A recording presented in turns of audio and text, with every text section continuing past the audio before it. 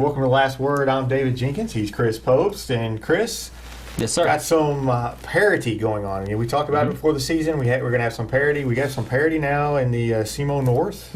Cape Central knocking off Poplar Bluff. Sikeston still undefeated. You got Farmington who's still in there, and Jackson gets their first win. Yep. A lot of good teams, a lot of parity, a lot of things going on, and after 4 weeks, at SEMO North, we still really don't have a clear favorite. You don't, but you're starting to kind of see the tell of the tape here a little bit of how these teams and what they provide and what kind of team they are. Jackson, I think people expected them to struggle, but I don't think people expected them to start 0-3 on the year. But they got their first win, and Cape beating Poplar Bluff after losing to Sykes in the week before.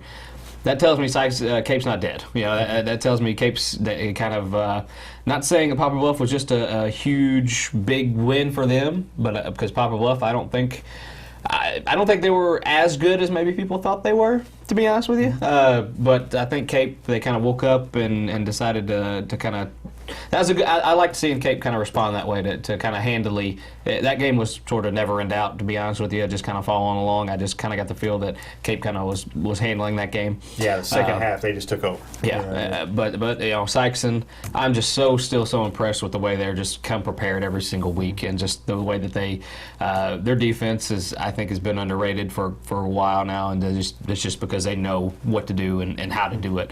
And if I hear Sikeston just the most athletic team ever, I'm just gonna pull the rest of my hair out of my face. Yeah, they're not. they're very good. They scheme very well. They're a good team, and they are well coached. Yes. I'm on the sideline for a lot of the Sikeston games, and I they're calling out the plays before they're even running them. Yeah. I mean, they know what's coming. They know exactly. And the kids, they're well prepared. Athletic. This is not one of their most athletic teams. I just don't want the preparation and what the coaches do and how they prepare them and just what it takes to be a good defensive team and a team like that. I don't want it to negate just they just have good athletes, right. Because I mean, frankly, they don't have a lot of great athletes. They're just really well prepared. They have very little team speed, yeah. And I don't think people understand that. They have very little team speed, and that's people don't realize that. Yeah. They just assume Sikeston, they're going to be fast. Yeah. Well, that's not true. You look faster if you're in the right spot. Exactly. And they're well coached, and they're doing and they just made Dexter look terrible last week. And offensive line play was a big deal, but just being in the right spots, turnovers. They forced a turnover in an opening kickoff, and it was just being in the right spot at the right time. And it was just Sikeston has been doing that all year long, and really for quite some time under Coach Gibbs and Andy McGill, who's a defensive coordinator. You've seen Sikeston more than probably anybody, but are you surprised that they're starting the year off undefeated? No, not really. We talked before the season. I said they have a chance to go undefeated in the regular season. They have a chance. Now I didn't say that they were going to, but it wouldn't surprise me because I didn't think Cape was going to be as good as they were last year, and Sikeston just they're just always well coached. And I knew if they could just kind of, against Cape especially, if they could just, keep in those games and not just be overmanned, basically, then they'd have a chance. And they're showing it now. They could lose this week. They could lose. They have the ability to lose at any time. They're not a dominant team, but they have. I'm not surprised, but I didn't expect it. Yeah.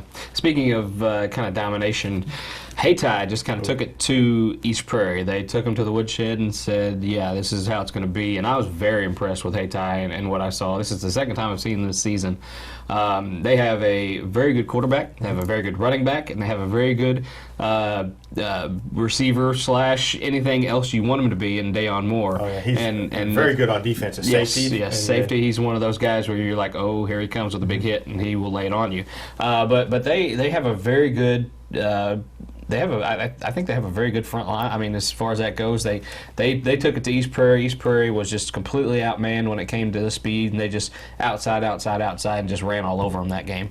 But Hayti, they're 3-1. Their only loss to Thayer, who's receiving votes in the Class 1 state rankings. Hayti entering the season, not really expecting that much, to be honest with you, but I think they're kind of becoming a team that we should maybe keep an eye on, that Class 2 District 1. I've been on Portageville's bandwagon. For the first part of the year. I hurt myself jumping off that horse. Sorry, guys, but I hurt myself jumping off that bandwagon, trying to climb on this Hayti one. Hayti's a good team. I actually told you before you left for that game against East Prairie. You did. I should have picked East Prairie, or I should have picked Hayti. I thought Hayti was going to win that game, and I don't know why I didn't go with my gut, but Hayti just they've got some good players. Their biggest thing is the depth. They lose a couple of those players. That game changes quick. Absolutely. And that goes with anybody they play. So they've got to stay healthy. But if they stay healthy, they're going to be tough. I don't think they're quite on the same district level as maybe a Malden or maybe the Caruthersville yet, but they're definitely knocking on the door. I think as far as that goes, it's just like you said, their main thing is just depth and having that consistently for 4 quarters. They definitely showed it against East Prairie. East Prairie, on its own right, they had a bad night Friday night. They were getting just kind of outmanned against the Hayti. Their starting quarterback goes down. Brett Ellis, he will not be playing Friday against Malden. That was going to be an uphill battle to begin with. Yeah, that just got tough. That got really tough now that Ellis is probably going to be gone. Not really sure how long he's going to be out, but ankle injury, not really sure exactly what happened. We think we know what happened. I don't want to throw anything out there just to speculate, but his ankle is out for at least 1 week for now. So and a lot of times you lose your quarterback like that. He was a big part of that team. Your psyche takes a hit too, and that's not good when you're going in to play Malden. No. Malden could jump on him quick, Yeah. and that's not going to be good for your career. Yeah, and you throw in I'm assuming they're going to throw maybe Derez Tippler, who's just a sophomore, possibly. I think he's just a sophomore. In that role, he took the most snaps after Ellis went out, so I'm assuming that's the way they're going to go. Going against and East Prairie, I know they had high hopes this season of being a district contender and competing against the Caruthersvilles and Haytis and Maldens, but it's not looking good right now. Their season just took a big hit. Yeah, it did, and you hate that for them because you want East Prairie to have some success because they haven't had a lot in the last few years. But outside of last year, but they've still got some talent there. They're still going to beat some teams. They just have to get that quarterback situation under control. They may have to tweak a few things as far as their offense goes, but because Ellis, he was a good player. He could throw the ball, run the ball. I mean, he could do everything, and that's a big. And he was the leader. He was the leader of the team, the vocal leader of the team, and you hate to see a guy like that go down. But Jakes, let's kind of run down the games. Some big matchups. I think this week. Some tough games. Just particularly the SEMO North we talked about earlier. Jackson at Poplar Bluff. I mean, that's a game that's kind of. Took a little bit of a different feel after last week, I think. I still think it's the game of the week. In my opinion, it's in the South, in Southeast Missouri. It's 2 good teams. Jackson, they're going with a second-string quarterback, third-string quarterback. They're still putting up 300 yards. Yeah, and they're just trying. The big key for them is defense. Can they stop Poplar Bluff? Because Poplar Bluff can score some points too, and defense has been the biggest thing for Jackson. I think. I think Poplar Bluff's offense is too much, and Poplar Bluff playing at home. I think Poplar Bluff gets that win. I'm with you there. Poplar Bluff, they had a little bit of a slip up against Cape. I think Jackson's not Cape. They don't have the weapons that Cape has because Cape, if they can get going. Cape's some matchup problem for They them are. too, which I didn't take into consideration when we were talking last week. I was just so down on Cape. But Cape is a matchup problem, especially for a team like Poplar. If you get Quay-Chan Chisholm in the quarterback position doing what he is comfortable in doing and having a little bit more pocket presence but still using those legs, he's dangerous. He can be very dangerous. And of course, Al Young, we all know about him. But get him the ball. Well, they didn't. They kind of proved they didn't last week, and they got a big win. Yeah, but they got Chisholm on the edge. So they did get Chisholm on the edge, which is something that was said here needed to be done too. Yeah. But get Al Young the ball for God's sake. He's not going to win the car trophy. He's the best player in Southeast Missouri. He's not going to win the car trophy. He's not going to win it. His stats aren't what you'd think they'd be right at this point. But hey, it's not about stats. It's about getting wins. I understand that aspect. They need a few more wins. I get you. I get you. Hayti at Portageville. Now, this is, like I said, this is another game that kind of took a different feel. Coming into the season, you might think this would be a close matchup. Hayti is rolling right now. Portageville has taken a step back. Yeah, Portageville, the last couple of weeks, not good. They did play better last week, but when you have a coach saying your team's not playing with heart and stuff, that's a problem. That is an issue, and they've got they've got Hayti coming in. Who's if Haytai's healthy for this game, I think Hayti wins it. Hayti hammered Portageville pretty good at the end of last season. They did, and that was after earlier. losing to him. Exactly. Right, so I'm taking Hayti winning by a couple touchdowns. There you go. I will take Hayti as well. Farmington at Sikeston.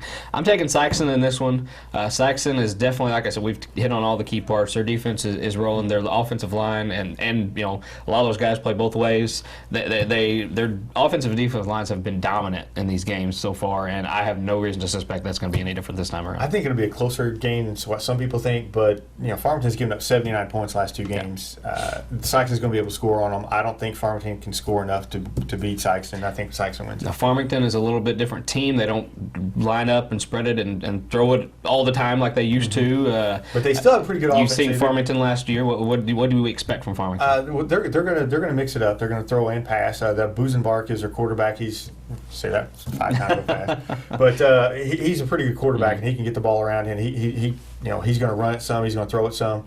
But they're going to score. Their offense is going to be able to put some points up.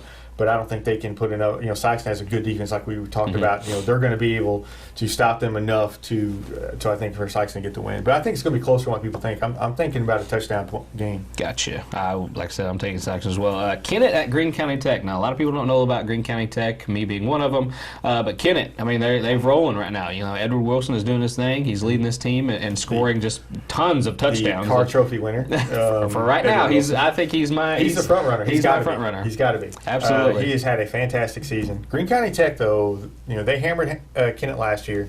They're a good team. I saw some video of them. They throw the ball a lot. They've got a quarterback who makes good decisions. They've got a lot of receivers. It's a different look than what Kennett's seen so far. So I think, and playing at Greene County Tech, I'm going to take Greene County Tech in that game. I think it'll be pretty close. One of Greene County Tech's assistants is Nathan Norman, who was at Caruthersville head coach just last year, 2 years ago.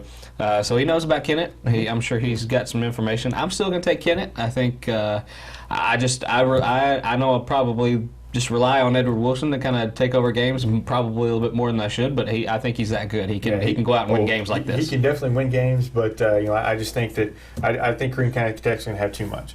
Ladue at Cape Central. Now, the Cape Central, they got a good win against Poplar Bluff. Ladue brings back just a ton of experience from last year, and I don't know. Ladue at Cape Central, you know how I feel about St. Louis schools. They don't care coming on the road. They don't care where they're playing. They don't care what it is. They're going to play, and they don't get scared. They don't get nervous in these type of situations. I think Ladue comes out with a win here. Well, Ladue lost to Farmington. So that was the first game of the season. So they've rebounded since then. That's an eye-opener. They've rebounded since then. I'm going to have some faith in Cape, and they actually get the ball to their playmaker and actually want to win this game. So, they won last week.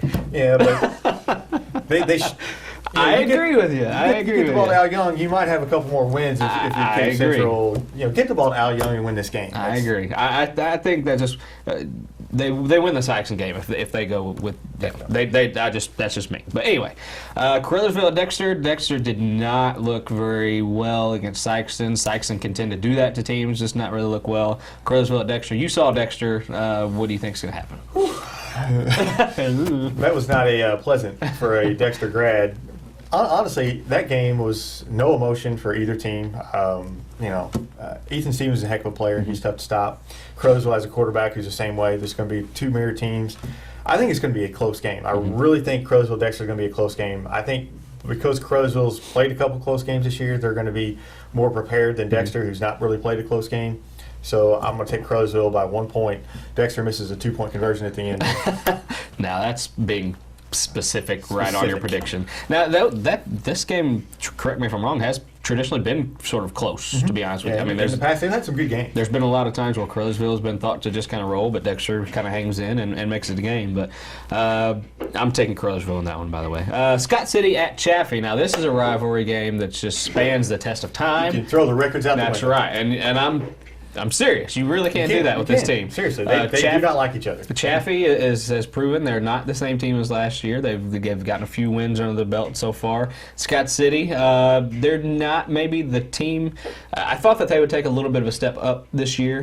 They seem to be on that same level. I'm still going to take Scott City on the road to beat this one. I think they have two quarterbacks that can come in and do different things, and that's tough to stop when you're a smaller school like Chaffee. You can throw out the records, but you can't throw out the talent. And I think Scott City's got more talent. They're going to win that game. Nice. New Madrid County Central, do they get their first win of the season against Charleston? Oh my goodness, that's two bad teams. Actually, Charleston is getting better. They are. I say that, but Charleston is actually getting better. They're looking better each week. I know that they're still not winning games, but they're getting better.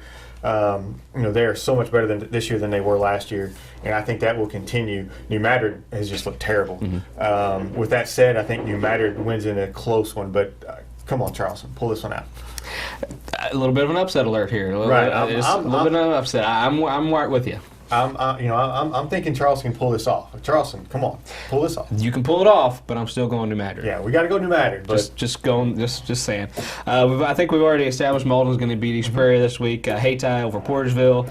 What about Kelly? Kelly is winless. They like I said, that's another team that just did not kind of make that other step from last year after the first year of varsity football.